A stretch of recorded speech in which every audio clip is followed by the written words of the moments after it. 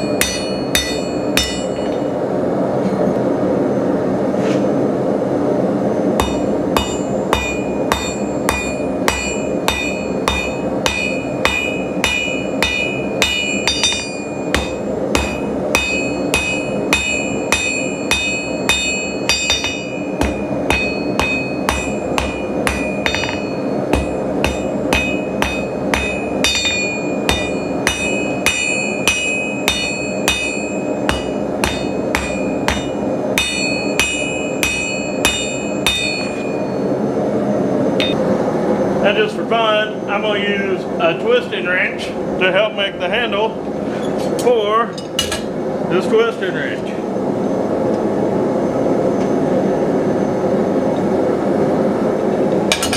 That's it.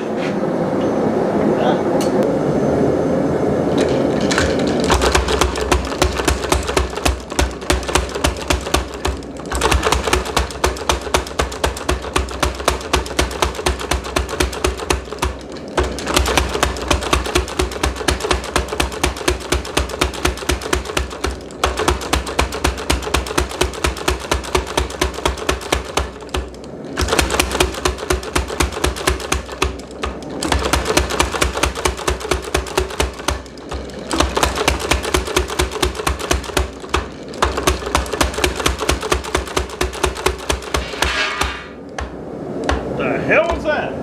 Something fell somewhere in here.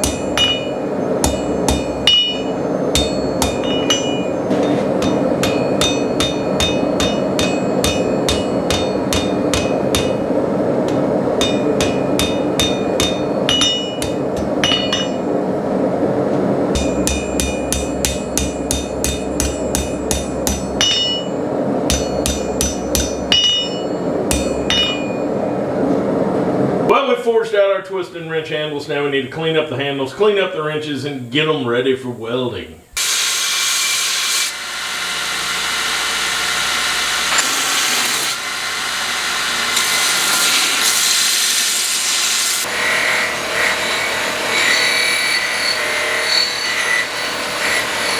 Okay, let's tack her up.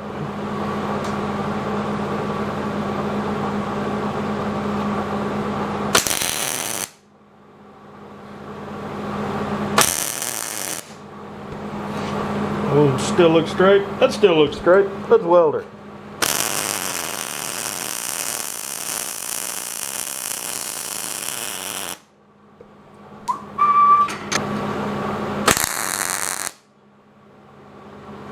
Straight, straight, looks straight.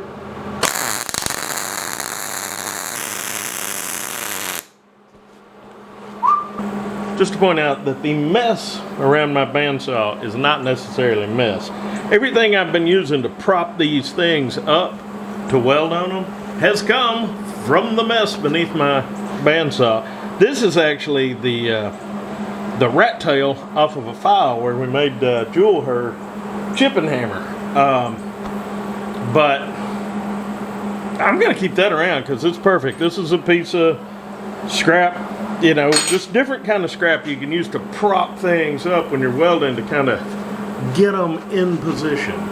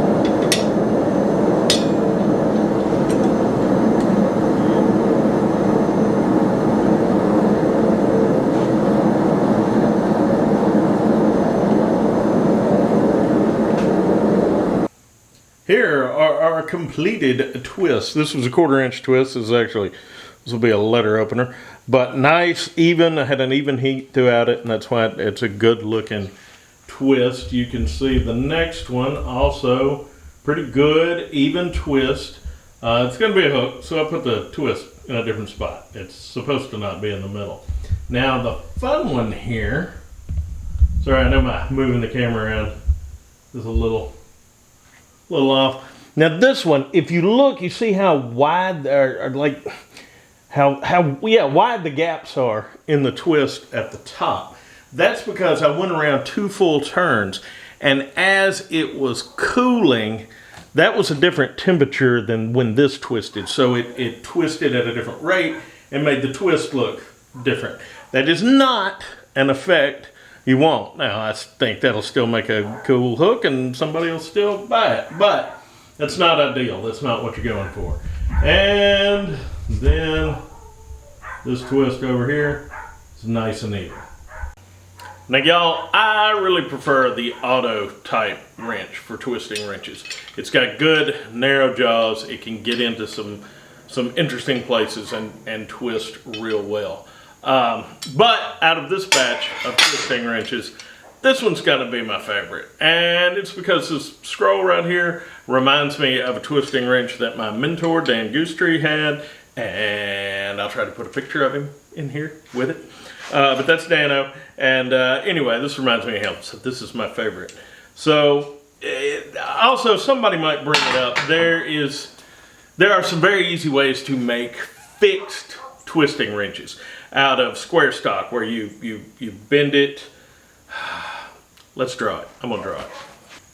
You would bend your stock something like this, and this would be like a 1/2 inch gap over here, and this one would be like 3/8, and you could use it to twist those sizes. Now, the reason why I don't like fixed twisting wrenches is because I deal with various sizes of stock, and also when you heat stock up, it's not the same size. So that's why I don't like the fixed ones. But if you like the fixed ones, man, get you a fixed one. Now, as I promised in the beginning of the video, for those wrench collectors who have been cringing out there, this is a no-name 8 or 9 inch auto wrench. Doesn't tell me who made it. This was a diamond chalk horse shot. Diamond cock horse shot. Made in Duluth, Minnesota. I think it's how you say it. I'm not making fun of you Minnesotans. I've been there. It's pretty. A lot of mosquitoes though. This is a made in USA number 44491. It's a twisting wrench now. I did actually look all these up online. I always do. Yeah, if I get an old tool, I'll look it up before I destroy it. And this is a J.H. Williams and Company, which was purchased by Snap-on, I believe. I think. Hold on. Yeah, I know that name because one of the chipping hammers that we made was out of a J.H. Williams and Company super adjustable. It's ridiculous. But yeah, I think they were bought by Snap-on. But look, the fact of the matter is, these things cost me $5 a piece, and they're out there, they're available. You can, if you want to go, and you can do this, there's no problem with this, you can go to some box store and you can get a new modern cheap crescent type wrench, adjustable wrench, and you can make these. They still make auto wrenches. They sell them, I saw one online, I was looking at some stuff. So new ones aren't available. If you don't want to destroy a vintage tool, you can do that. But these are not, you know, they're not Fabergé eggs. You're not really hurting anything super important. But what do y'all use for twisting wrenches? What's your favorite style, type? How'd you do your handle? Let me know in the comments. I hope y'all got something out of this, and y'all behave yourselves.